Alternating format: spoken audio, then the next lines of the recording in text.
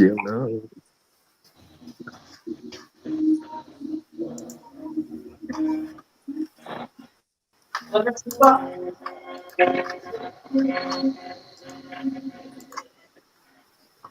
Do we smoke first?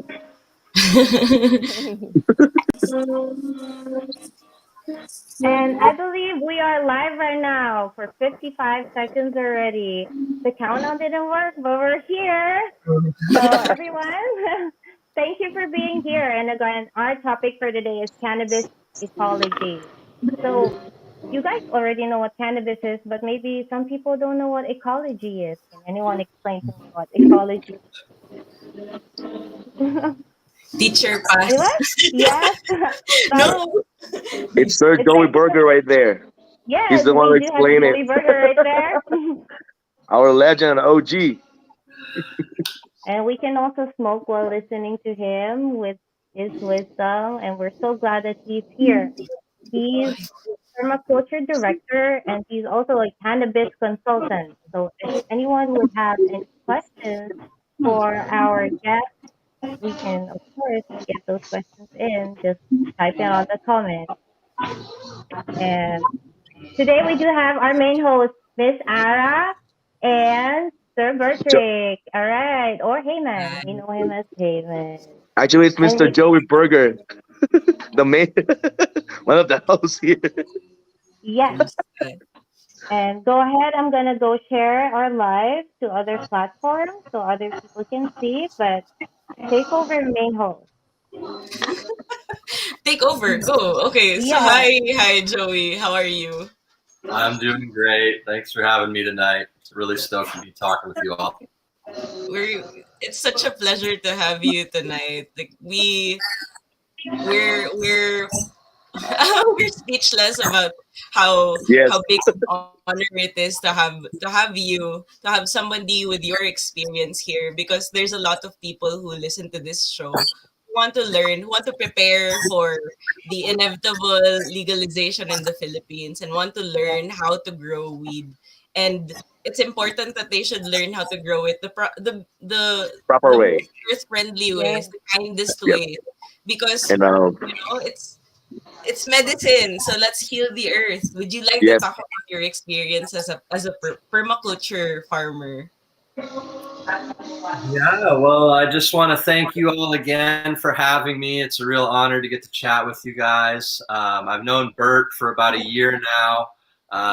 Bert started coming to our seed swap events that we put on. We started putting on some free educational events where we would teach some natural farming and gather our community together. And Bert was a big part of those. Brought his dad to our first one, and brought his family to our last one. And just want to send you lots of love, Bert, during this time of transition, and sending lots of love to Papa too. And yeah, it was a real honor to have Bert be a part of those. Brought his wife and kids out to. It was really special, and we were going to do an event this last January. We had another one planned, and we had to cancel it, unfortunately. But we had planned to have you guys up and have a table, and Yeah. Oh, we really wanted to go. yeah, bummer. We're going to do another one in March and April, so we'll try to get you guys. We'll be there. yes. Did you I cancel really because of the wanted to, weather? Yeah, better weather, Yeah, exactly. the weather. Yeah. But yeah, And it was actually, really, sir, the real honor is for you, sir. Thank you oh, for you guys are too kind. accepting me as a part of the family and Oh, us. hello, we're Thank you. Well, I'm so impressed by the brave work you guys are doing, on the front lines of this fight. You've got to be brave to be in cannabis, and you guys are really brave to be taking this head on, fighting for what you believe in it, and fighting for this medicine for people. So I have so much admiration for anybody that's a warrior for cannabis, and you guys have faced a really oppressive history out there of cannabis. And what you're doing, this education is so important, because that's really the only way we change any minds. And Absolutely. and there's enough research out there that it's already been proven. I don't feel like we need to prove anything. We Yes. don't. There. Yeah, for sure.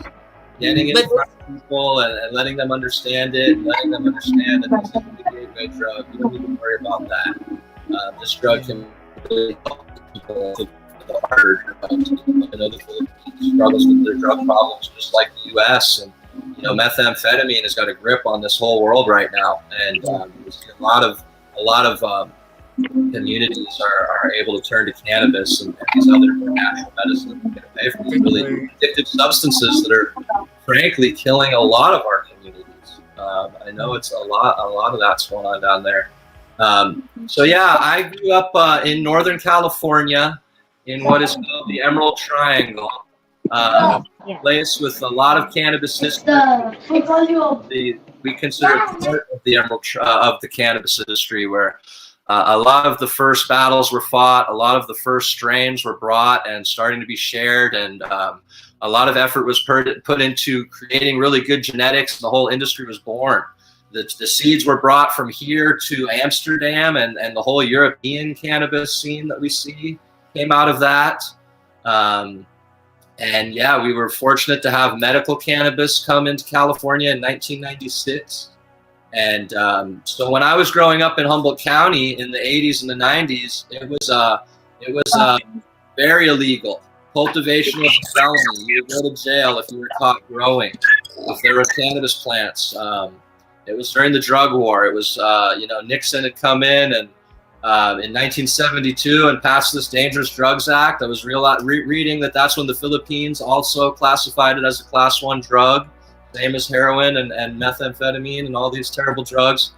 And then, Ronald Reagan came in the 80s with the war on drugs here in the U.S., and that was just all bets were off. 1982, the year I was born, is when they started this federal and state-funded attack on cannabis farmers here in Northern California.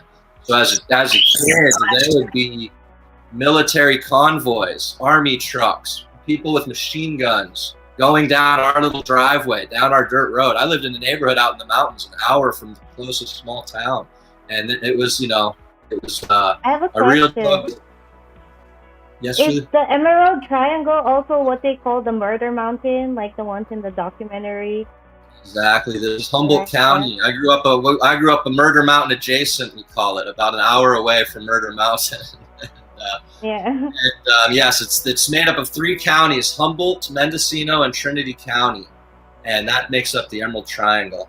And 3 areas that were very famous for cannabis, and now overregulation has literally crumbled the industry. As anyone here in California knows, they've just regulated it to death. It's destroyed my little community. You go to my hometown now, and it's like a ghost town. Every business is closed because cannabis supported everything. We saw that a healthy economy can sprout up around cannabis, but when you get too greedy and you put the power in the hands of the big companies who have to answer to boards of directors, it's a race to the bottom, and that's how all these small farming communities get killed. Big money comes in, and so growing up there, it was scary during those times. When we were learning to grow, we had to grow plants in the shade, under the shade of trees or in the bushes, or we would climb up in the tops of the trees and hide the plants in the trees, because they would come with helicopters, and they would have guys hanging from a cable from a helicopter, and they could hang him and This is the go down. hang them right down in the trees. So it was a real game of cat and mouse and trying to hide. And as a young teenager, it was a very exciting thing to get into. I was fortunate that to be right there in the heart of it, and my parents were supportive of what I was into. This was also at the time, a young teenager, that I became aware of permaculture and took my first permaculture design course. Permaculture is a design system started by an Australian named Bill Mollison in the 70s. It's an awesome design system for designing a business, designing a piece of land. It's a set of principles and ethics. And the ethics are people care, earth care, and fair share, which means any yields go back to supporting those first 2 principles, people care and earth care.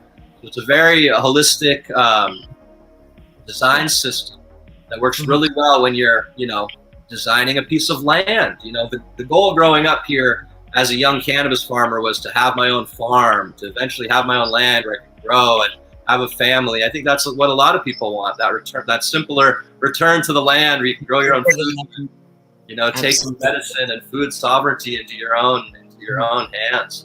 Was really the goal, and still is. We're working really hard. Still the dream.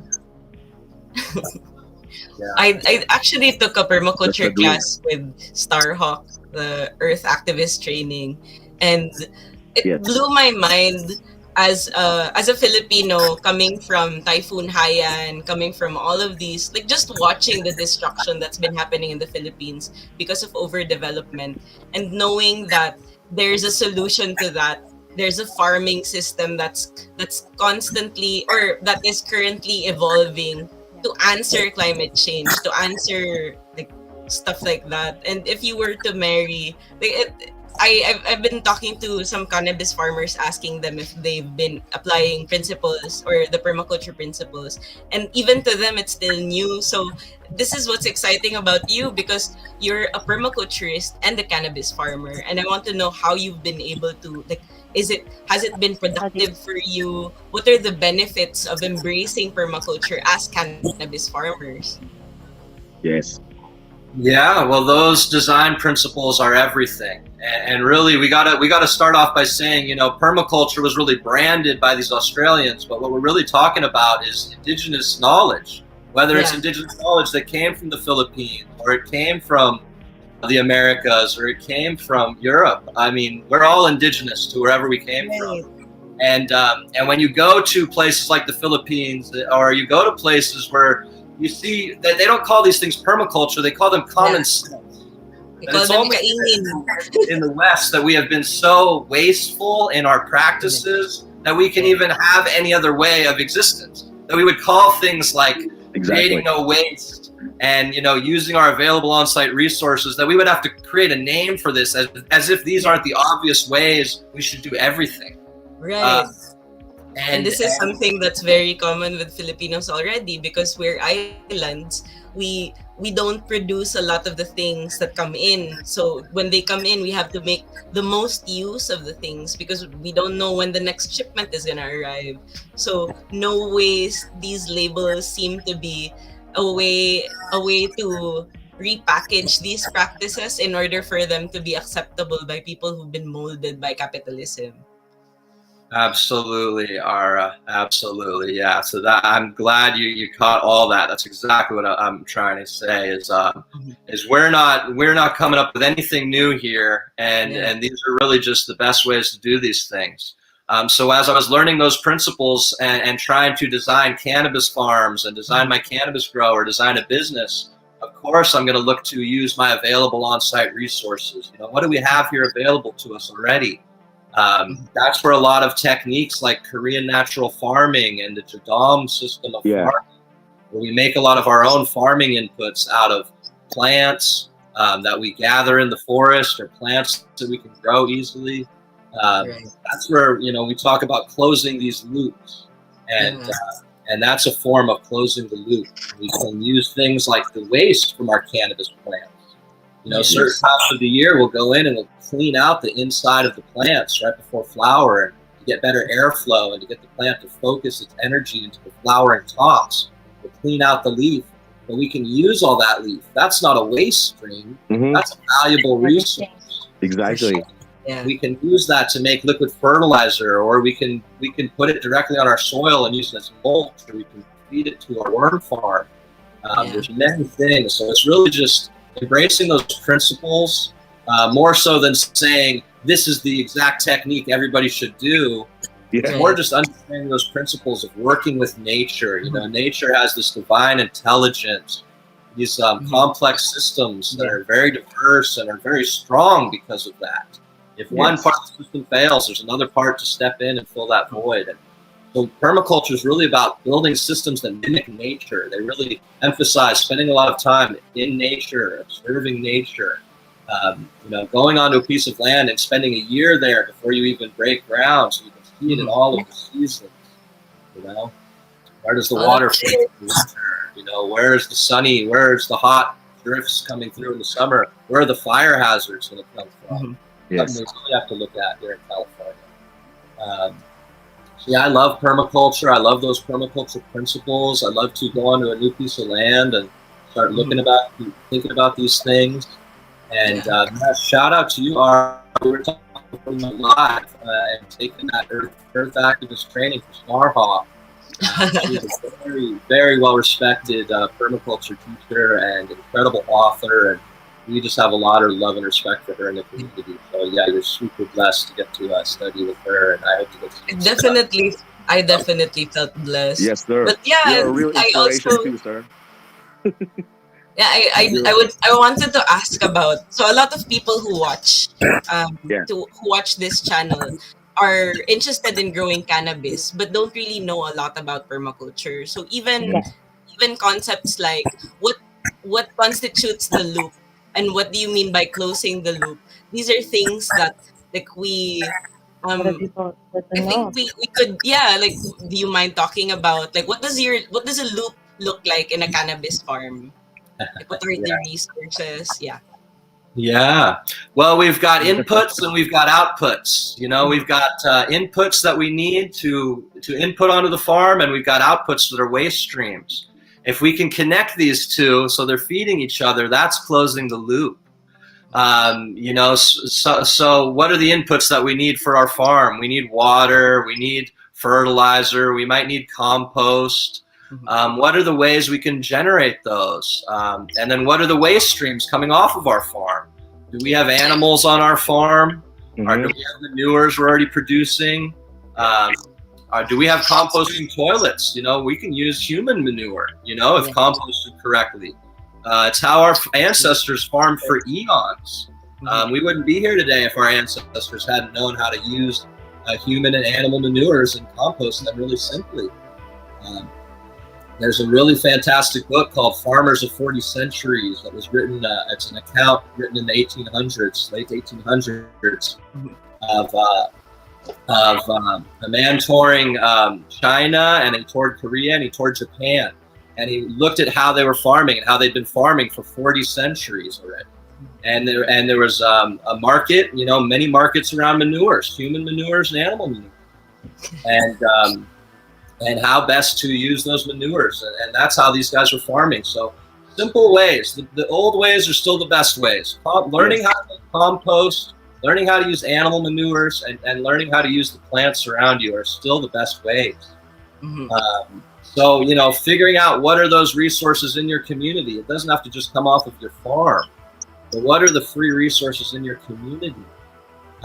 We have a beer brewery near us that has a lot of spent grain. In the Philippines, that could be rice grains, like fermented. after they've been milled. Yeah, you can go and get those grains. You know, around here we have a lot of people doing fire prevention work, so there's a lot of wood chips. Yes, so cold. Figure out where can you get wood chips. You know, are there people in your neighborhood who bag up their leaves every time a leaf falls off their tree? Go drive around your neighborhood and gather up those leaves. You can close other people's loops. All these waste grass clippings, valuable resources. So that's what we mean when we say closing the loop. You know, we make all our own liquid fertilizers from plants growing on our property. Mostly when we're growing cannabis, our base fertilizer we make out of cannabis. Just like I mentioned earlier, we'll use the fast-growing vegetative leaves in springtime. We'll cut those off and make a high nitrogen vegetative fertilizer. See, so for the record, organic compost really is healthy enough to provide all of the nutrients that the cannabis flower needs, right? Yes. Because I've heard from people where it's not enough. They tell me that compost is not enough nutrients for cannabis. Well, there's many ways to grow it. You know, we prefer to grow it in the soil. Where we can make use of all the microbes and all the biology that is in living soil. Because once again, we want nature to do all the work. We want to tap into these systems that already exist. So when you have, you know, living soil, it's different than dirt. And the difference is all that biology. It's full of microbes and fungi and bacteria. And they can do a lot of that work for us. Cannabis is a hungry plant. It does like to eat a lot of nitrogen during veg. and it does like some phosphorus during flowering. Yeah. But once you get healthy soils, they're going to do a lot of the work for you. In natural farming, a lot of what we're doing is just trying to build those biological colonies in the soil, and that can do most of the work for us. And so another way we use some of our resources here and close our loops. I mentioned we're in Northern California, where we're in fire country. I'm actually living in Lake County for the last year, which is even hotter and drier than the Emerald Triangle, and more of a fire risk. So we spend a lot of the year going into the forest and clearing out all the dead trees and the dead branches, clearing along our roads so that it's safe to get in and out of the property when we do have to evacuate, which is very common with the wildfires here. And so we have all those wood resources. Normally people would just burn this and all that CO2 into the atmosphere, and it's a resource. On that note, is the connection, is it my connection or just the connection? I think it's everyone. Oh, because on that note, there's this, I learned also that there's this practice here where you have controlled fires, small fires to burn down material that might contribute to larger fires later on. And apparently there's a practice in the Philippines called kaingin, where people would burn parts of the forest in order to use the land to farm on, which is, I'm learning, is a permaculture practice, or it complies with certain principles. But when I was growing up, the way that the mindset is in the Philippines in a lot of pockets is that if it's indigenous knowledge, it's somehow inferior to Western information or Western resources. So a lot of Filipinos already practice organic farming by default because they can't afford fertilizers, because it just doesn't make sense. So there's already a lot of these practices, a lot of eco-friendly practices within Philippine society. They just feel like they're not supported in their inherent crunchiness. You know what I mean? So it's living soil is something that I'm glad you talked about it, because this is something that is only starting to take off in the Philippines, like no-till solutions, like not touching the soil in order to not break up the the all of the different connections that you have underground to maintain, like what you were talking about with living soil. What's your experience with living soil? Yeah, it's everything. And what the last little piece of what I was going to say, a big part of what we use those wood resources for is to build these hugelkultur beds. And this is a bed with a bunch of that wood at the bottom of the bed. We'll actually dig a trench. We'll lay bigger logs in the bottom and smaller branches on top, and then that's our carbon layer. And then we do a nitrogen layer on top of that, of manures or alfalfa, and then our soil on top of that. And this is a way of building living soils. They're going to last for decades to come. Our kids and grandkids will harvest food and cannabis out of these beds if they're built correctly. And so we are here in Northern California. We deal with the drought every summer. So in the winter, these beds, they're built on a contour, so they're straight, they're level across the hillside. So the rains come and they hit that bed and they get slowed down and they get spread out. And then that water sinks down into that bed. And that wood, as it's breaking down, it absorbs it and it holds it like a sponge. And you're creating this perfect environment under there for microbes, for fungi and bacteria to come to life as that nitrogen and carbon break down and basically have this perfect compost pile underneath your soil. Right. And this was a technique that's practiced all around the world, but we know this word hugelkultur from Germany, where it comes from, where they were doing this to extend the growing season, because that heat generated from that wood will actually extend the growing season during the cold spring and in the cold fall. So you could get maybe another month of harvest, which might save your family.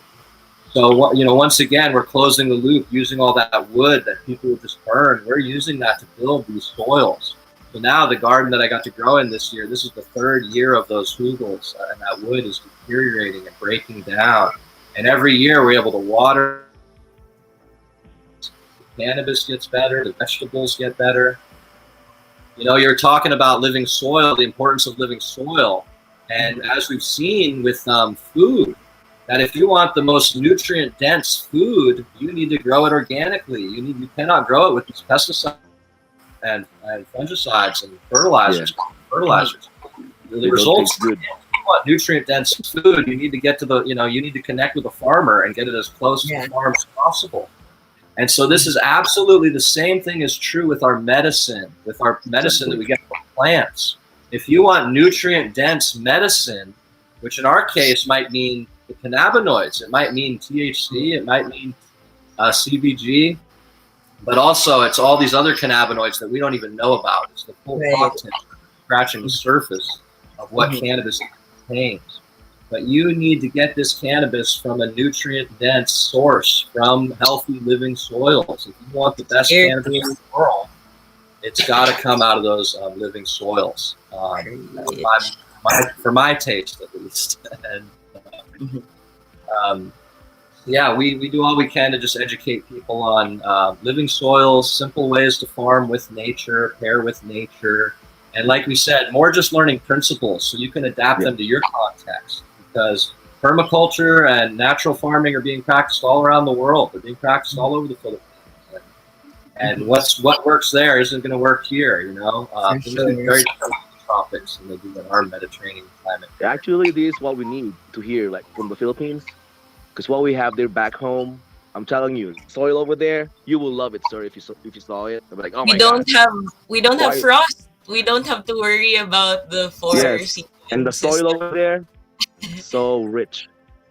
Like everything you grow there. We just need like a support or whoever can, you know, because the farmers over there right now, they're like, agriculture is not being supported by the government.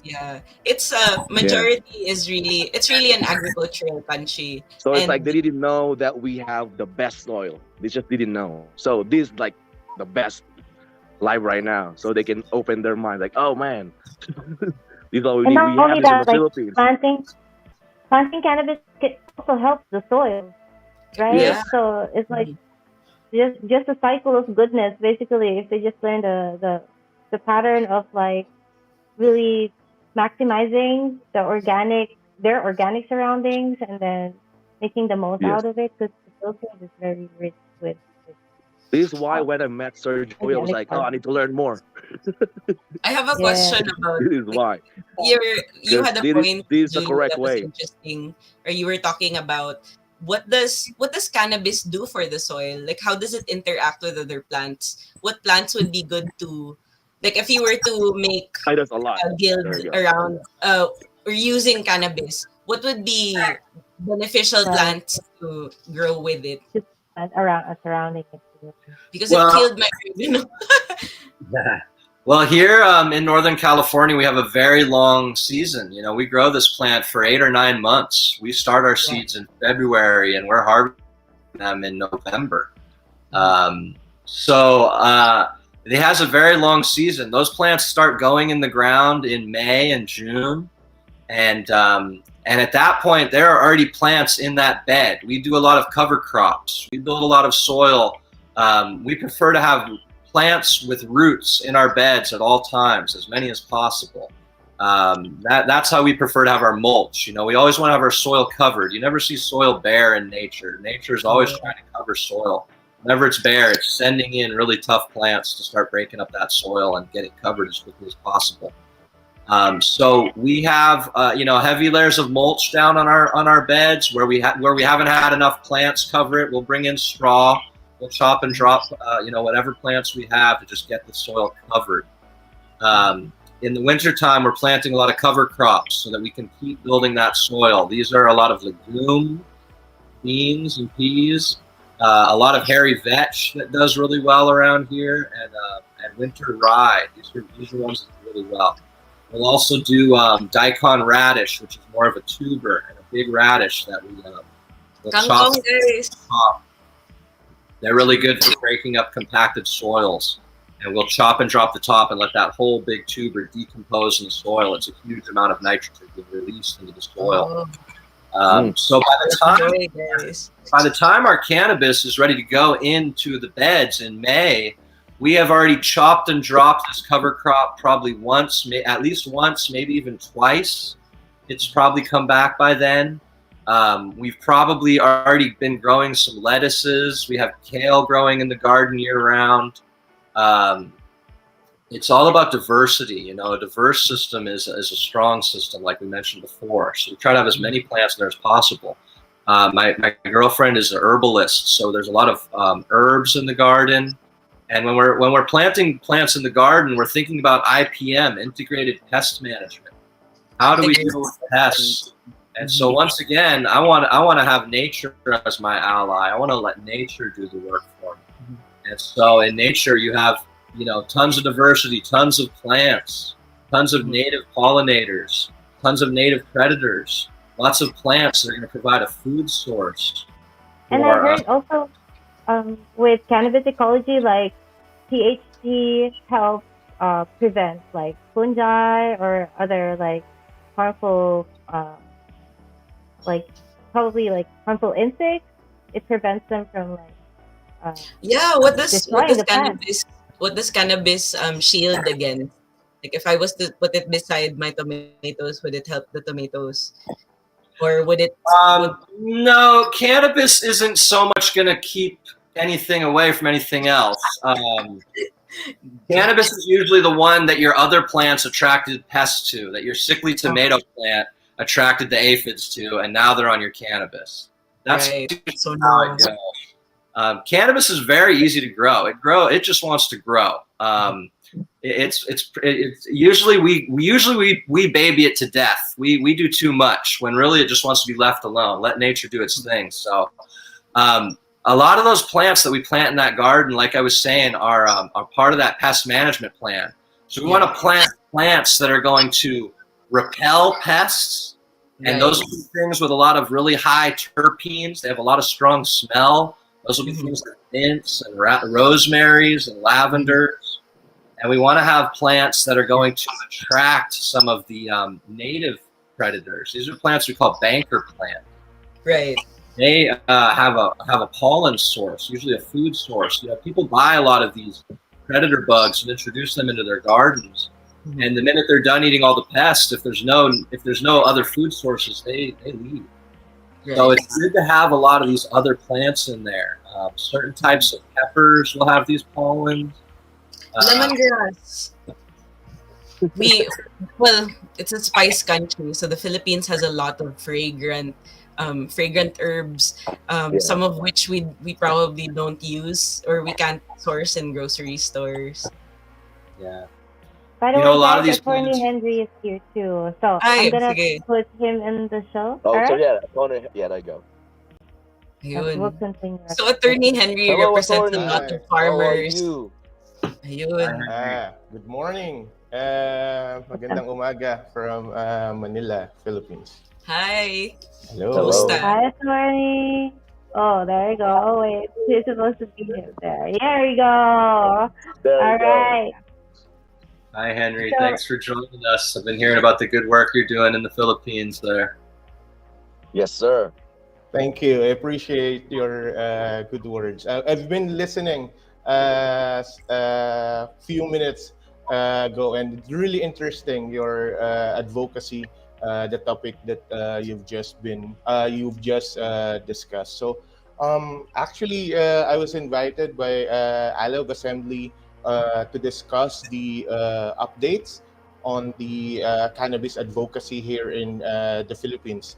The discussion or the topics that you've just discussed is really closely related to the recent works that we've been doing. So for the first half of 2022, we actually conducted a lot of regional visits. We've been to a lot of provinces because it's really important for a cannabis movement to involve regional and grassroots groups and movements. We have a special interest on organizing local farmers of cannabis to help them preserve the regional and local varieties of cannabis. Yes. We've been to Quezon, Cavite, Rizal, and Bacolod, of course, and Cebu. So shout out sa mga Cebuano ara, the best local variety I've tried the recent years, no. So Oh yeah. that legend from mga taga Manila lang to outside Cebu, no, na parang iba yung there's The a strain premium and Cebu on is the something Ubek else. strain. No, we call it Yeah. Ubek, but for the locals, they just it's just locally grown here. So it's really important and it's really interesting that the local farmers and the local varieties survive, considering that that the country just experienced one of the most violent Of drug course. war, no, in the recent history. So that's also the importance why we conducted these consultations to know their It's the conditions, their situation. issues, situations, and that will lead to crafting better policies. So just recently, we had a national consultations where, for the first time, regional delegates again from grassroots organizations convened. No, Julie actually attended online. It's a hybrid event that time, and for the first time, um, we gather and discuss issues confronting different representatives from the regions, and that eventually lead to the consultations and talks with Senator Robin Padilla, wherein for the first time We have a um, senator named Robin Hood. we have a Senate bill. There's an actual bill filed uh, in the Senate for the medical access on cannabis. And in all fairness, with his office, he's very they are open and willing Mhm. to listen to the recommendations of the advocates, because Yeah. primarily whatever legislation that will come up, it should be foremost Should be pro farmer. access to the patients. It should the Mm-hmm. issues it should be affordable and accessible to the Yes. majority of the Filipinos and the patients. Kakao. Mm-hmm. And in Congress, there are actually seven proposals right now. These are individual proposals in the lower house, and we're just waiting for it to be heard. And also, we filed a petition on the Dangerous Drugs Board. No, so even though the United Nations have rescheduled cannabis on the international level, the Philippines have not yet aligned with that scheduling. So under the rules and under the law, for the first time, we filed a petition on behalf of the patients. So Donna and of course Mami Weng of Medcan Party, on behalf of their minor children. They want to, they're asking or demanding the Philippine government through the Dangerous Drugs Board to align its scheduling on marijuana, With the hoping UN. that this will eventually lead to access, safe access for them. Um, of course, there are issues that are recently happening. Um, we have to talk about the son of the arrest and eventual acquittal of the case of the son of the Secretary of Justice. Mhm. Um, it, it's really glaring how fast the justice rolls, or the court decided on the case of the son of the secretary, um, comparing to the other cases that I personally handled. Of course, I have clients who are patients. They have conditions, and marijuana is their medicine, but they're in jail right now, and it's taking too long for the court to take all these cases, these are Yeah. the result of the drug war of the past administration. The jail are congested 600%, Mhm. 70%, up to 80% of the cases being filed to courts are all drug cases. Most of them Yeah. simple possession. Majority of them poor, and most likely their rights were not they were not afforded of their constitutional Yeah. rights or their basic rights. And eventually, most of these cases will be dismissed by the court Mhm. because the enforcers didn't follow what are the supposedly procedures. Now, So they're who suffering for nothing. exactly who will be Yeah. blamed for that 6 months to years of imprisonment? That Mhm. from the very start they are How can you unlawfully take back those arrested. years, diba? You've lost so many years to Exactly, negligence. And the and only people who seem to have justice are those who have connections to the powers that exactly. be. It, Yeah, it's they get really the a quick. privilege to Mm. have an access to private lawyers.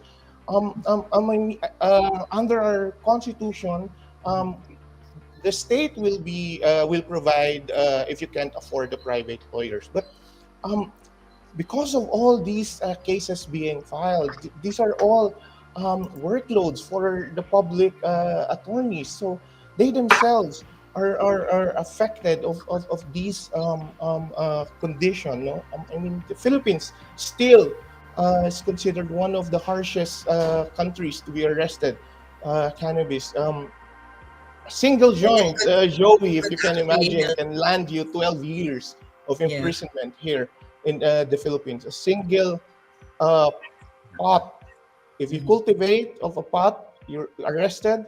That's lifetime imprisonment under our law. So considering that law that we currently have, and I also have to mention that there's a recent trend of high school students, 18 years old, being arrested in campus, either during a security check Right within the now. compounds.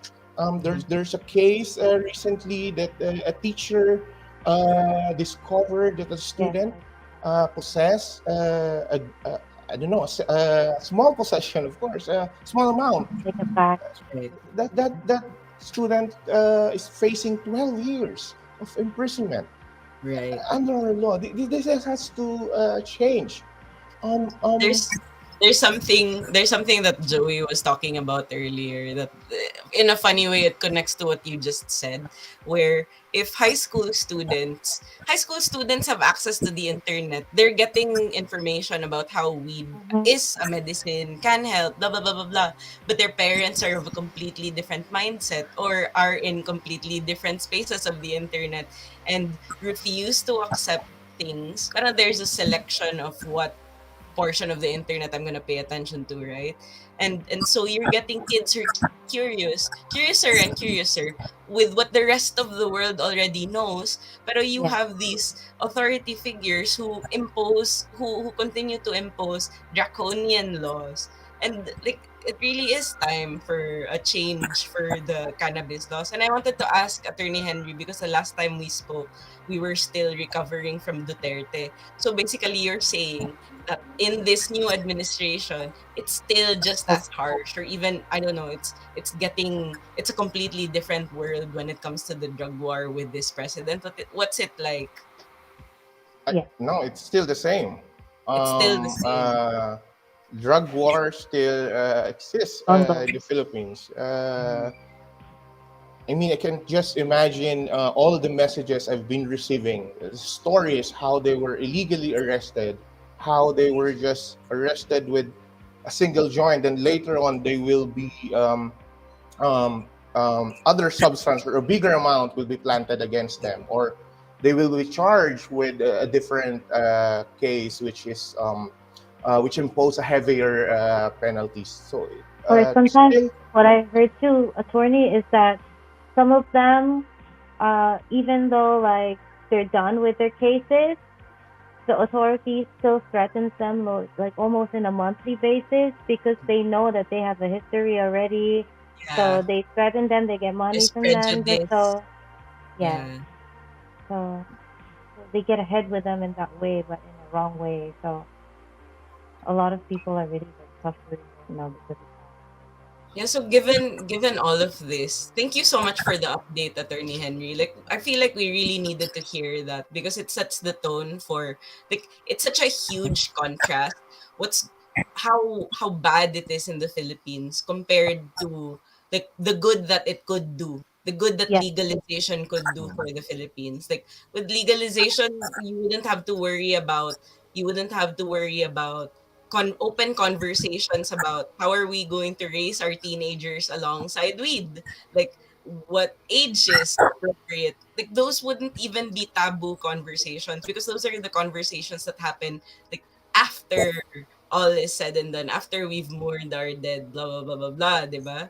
So I agree. I keep going back to permaculture as a solution for climate change because that's Yes, one of the biggest things that is happening in the Philippines, diba? Like it's it solves so many legalization would solve so many things. It would solve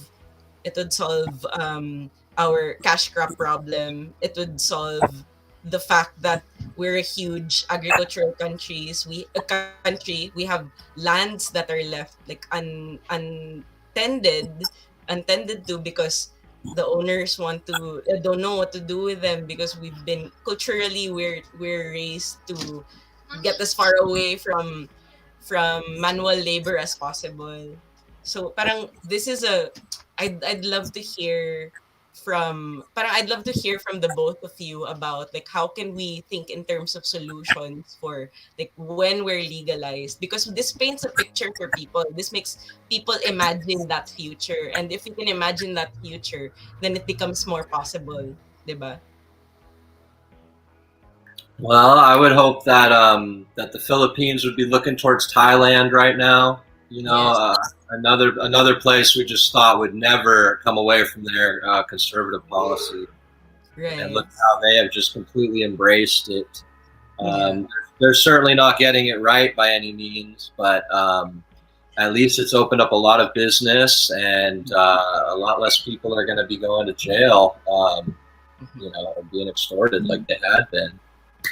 My heart just goes out to the Philippines, man. What you guys have faced out there. I did some reading today about President Rodrigo Duterte and the war on drugs and what's gone on out there over his reign, last 6 years. Mm. They say 25,000 people were killed. During Probably more. probably way more. unaccounted. And yeah, my heart just goes out to everybody out there and the fight you guys are in. And I just think you guys are all so brave.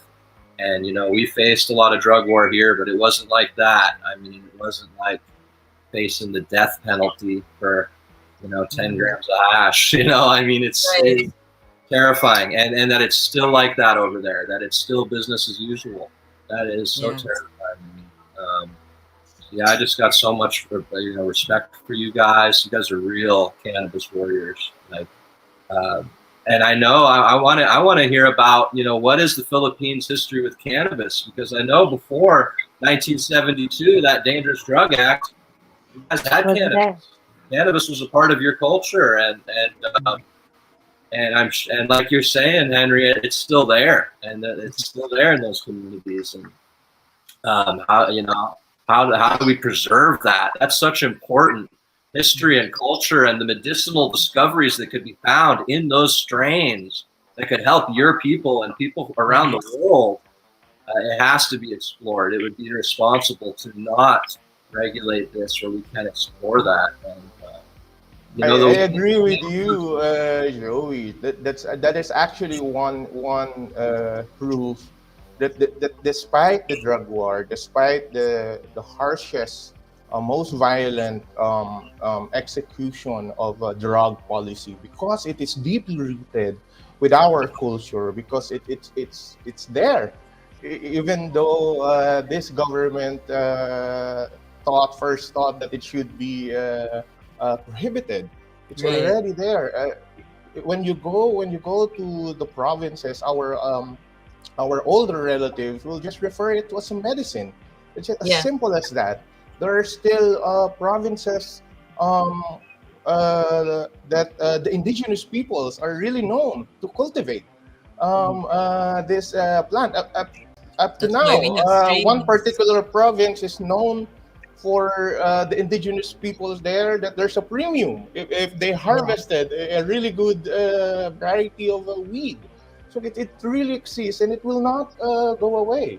So Yeah. it's interesting. You also mentioned Thailand. So recently, we visited Thailand, and um, my key takeaway was I was just overwhelmed. It just gave me a window to that future that the Yeah. Philippines, what will happen to the Philippines. It's basically same climate, same culture, Mhm. different language, but being there, Yeah. it's just you're just Yeah. in a different province. I'm just away from Manila, Right. for Here's something I example. want to But add, attorney. Attorney, yeah, here's something I want to add sure. about Thailand and the Philippines. I have a friend who's a grower there. I think you know him too. I think you know him too. You know, he dope. Pinoy So he went to Oh yeah. Thailand, right? So he's a grower, and he looks at the flower and stuff like that. And we have a chance. We could do better. I mean, Competitive. I like know. competitive like that. I mean, if it happens, that's gonna happen in the future. Like, if, for example, when it it's gonna I be like happens. agree. a, yeah, I like agree. Asian So competition like that I with had a chance cannabis. to try But Thai steak. we have a great soil from the I Philippines, agree. and it will help a lot of our farmers. It will boost our agriculture and tourism. Absolutely. Yeah. There, Absolutely, it will happen. No the, question the the about it. premium Thai steak that we got from a dispensary, so Yeah. it's really well prepared. So expensive than those available from the Yeah, streets. So we have to try. Yes. It's almost the same good local weed that we Ang have in taray. the Philippines. Ang Yeah. taray. Share It's flip, basically the attorney. same. Yeah, so Yeah. if Our we weed have is the chance, I good. miss that. I miss that. You know that it's just different, but it's almost the same. Right. So just going back, you're also talking about climate change, for example, Yeah. and our indigenous, the practices of our indigenous people. So Yeah. it's already well documented that drug war um, um, contributes to worsens our problem with the Exactly. climate change. So imagine that those plots of land that have been cultivating by the farmers already. When the police raid that land Yeah. and they uproot all the harvest, the Yeah. farmers, the indigenous people, will be forced to go deep to the forest Mhm. to plant or to prepare those lands again for cultivating marijuana. So Yeah. instead of we're having these forests that are not really intended Yun. for Yeah. cultivating marijuana, but because of the drug war, our indigenous peoples are Yeah. forced to do To that, and that develop land that contributes should have been left to the alone. problem that we have. So it's Mhm. everything really is correlated. Yeah. There's a correlation. Really, one story that's also connected with the climate change and also with the drug war. There's a community of fisher folks in Cebu. This is in Cebu. So there's a rise of documented user of substances that they are not using that before, but they were forced to use substance because their catch are dwindling. When they go to the open sea, their catch are dwindling. They have to extend hours in the open sea, and that's a direct consequence of our climate change. Yeah. So uh, Yeah. it's really related. So the issue on drug war, the decriminalization of cannabis, and climate change. There's a lot of correlation with these two issues, and cannabis advocates should be conscious to address both of these issues. Right. Right. For sure. Jem even said on the comments, plus they are burning all the confiscated plants. That's why they have a big budol fight Free after smoke, the so they can smoke it confiscation. like far away They without burn. consequence. Right. Yeah, I want to say the other way, medical really got pushed forward here in the U.S. Was the mothers with their kids, with the Oh my kids and the God. babies that really needed it, with the epileptic children whose seizures were being cured by it. And Yes. when those images hit the TV, that was when the U.S. finally woke up. And when it was mothers out there talking about how they had to move to Colorado as cannabis refugees, go to a state where they wouldn't be arrested for trying to save their children's lives, that's Right. when it really hit home for people and resonated. So, you just got to keep putting that human face on it. And, nobody deserves to keep going through all this suffering. And Mhm. it really is medicine. It really can heal. And, so I'm just excited to see what happens in the Philippines. This is the beginning of a big change out there. The legislation that's coming. I mean, it's a start. That's even being talked about is a good thing. And you guys doing what you're doing, getting the education out there. That is the key. And the more we can just shine the light on all this, don't keep it in the shadows. We've got to talk about all this. And I'm just really honored again to get to talk with you guys tonight. Thank you so much for coming on to talk to us, Joey, and thank you for for being here with us, Attorney Henry. We really enjoyed chatting with you guys.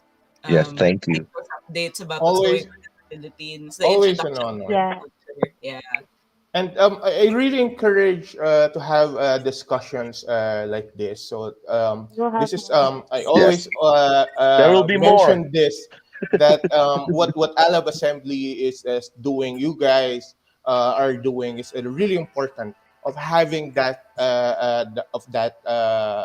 conversations.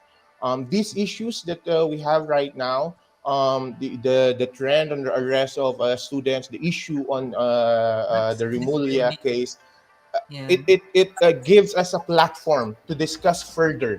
Bakit nga ba tayo nagkukulong? Why are we sending very people jailing to people. Yeah, jail? If it is really a proven Non-violent. medicine, we just have yeah, to continue discussing and informing, educating people that it is a Yes. medicine. And it is right. so inhumane to imprison a person because of a plant. So Yeah, we just have to continue that discussion. So Yes. That's like. maraming salamat. Thanks. Always, lagi. Even Pag, with Thank you. Leia, it's her medicine. Yeah.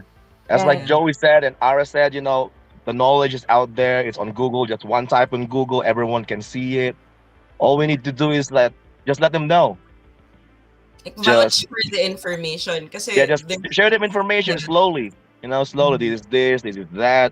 Because our mentality, the old people mentality on back home, especially our yeah. elderlies, man, No, we need to you change a lot of yeah, we need to the change that. So traditional ways or so actually colonial slowly. ways that we've But I have been. friends though. Slowly they're learning, they Yeah. accepting it. Yeah, True. like Like my maybe We we mom and can my planted the dad. already seed start already. planting or integrating So we permaculture nurture and principles, let it grow. Yes. even if So we're I'm not thankful. planting cannabis yet. Yeah, So I'm thankful for practice. this. Thank you, Alab Assembly, for Thank making me you. part of this, especially Joey, and nice to meet you, Henry Attorney. Thank you Thank very you much. for coming in, Sure. Bert. Thank And you. We'll have more Salamat din. sessions as you like this, said, there's gonna be guys, more conversation and like this. more It's gonna different be like this. topics. It's gonna be eye opening for people who really needs to understand cannabis. And really, thank you, Sir Joey, for being part of this. This is really a mind This is a blowing big for one. Yeah, thank you really so much. amazing. It would be It's a nice good start. It's a to great hang start. out soon. Yeah. I'd like to So mention and to remind everyone that actually the fear or the stigma on marijuana for majority of Filipinos, it's Mhm. grounded on because it is criminalized. yes, Once we Yeah. decriminalize the plant, it's a change. The minds will eventually change. will change. You Right. experience that. I mean, our parents are afraid not because it's bad, but because they know we can be arrested, we can be Yeah, imprisoned. there's a Mhm. consequences that There's a comes with it Coming because of consequence. the law. right. Pero culturally speaking kasi, Attorney Henry, like for example, It's like here we're in being California, brainwashed. there's a huge Philippine population. And there's still a lot of Filipinos, na even though it's legal here, they still think, ano ba yan? Oh What's yeah, that? even here, attorney. Yeah, so there's still, parang, we also need to change the culture for the laws to be easier for people to lobby for, di ba? Well, Especially they in all go US. hand in hand naman. So, Yeah, here Totoo, in US, it's totoo. not still the legalization is not still perfect. There's still Grabe. flaws. right. When the There's first still a lot of flaws. joint that I smoked in Bangkok, we just have this trauma. Parang that parang 4 hours away can be arrested by this. But now I can. We're just smoking in front of our hotel, and we're just smoking like actually. Our local guy, the Filipino, siya pa yung nagsabi na parang wala na kayo sa Manila. We're no longer in Not in Manila. Because Manila. we're No longer. smoking it the way we're smoking in Manila is like we're hiding, we're passing it Hide. really Christian discreetly. has So, my so partner Christian we has have a that similar we still story. have that trauma because it's still Right. happening. So it's important to continue this discussion and just Yeah. give any support that you can give to Yeah. the movement back home here in the Philippines. So Yeah. buhay kayong Actually, lahat. Yes. I'd like to share also as Alab Assembly, we're also accepting like donations because we also give out to the kind of legal service in the Philippines, the ones Yeah, who cannot that's afford right. to pay legal fees because due to non-violent cannabis arrest or unlawful arrest. And Very we're good. also helping the Medical Cannabis Party continue with their movement. So hopefully we get to reach out to a lot more people and get you know get a bigger community to help us all out and then hear our voices. So that's all we want Yes. to really share the good news We to will work everyone and together. help the fight. Yeah. Yeah, we will work all Thank together. you. I know that I did tell Joey that it's like an hour of live, and I don't know if you ate dinner already, but we're just so grateful that you stayed with us for an hour. And hopefully, Yes, we'll this is invite you to so. more sessions, different topics, so we can talk and share to other people. But we're so grateful to everyone who watched and to the Alab Assembly team, of course, the off-cam people as well, and of course to the Medcan Party, to Joey Berger. And I hope everyone has something that they learned from this session. And just to answer my very first question earlier, what is ecology? It is the branch of biology that deals with the relations of organisms to one another and to their physical Amazing surroundings. answer. So Yes. that's exactly what we talked about from beginning to end. And like all these movements, we're all related as well. We're like in one big Yes. biology and everything is just Yes. part of nature. So keep it It's up. part of life. We're gonna get it. I know, I believe that the Philippines will open their doors Manifest. and we'll see the truth. Yes. Right. Thank you. Yeah. And again, have a Yeah. good night and good morning, Bye. Filipinas. Thank Thank you. you. Thank you again. Thank Be you. Good safe and morning, be Philippines. responsible. Bye. Salamat. Bye. Thank you Bon. again.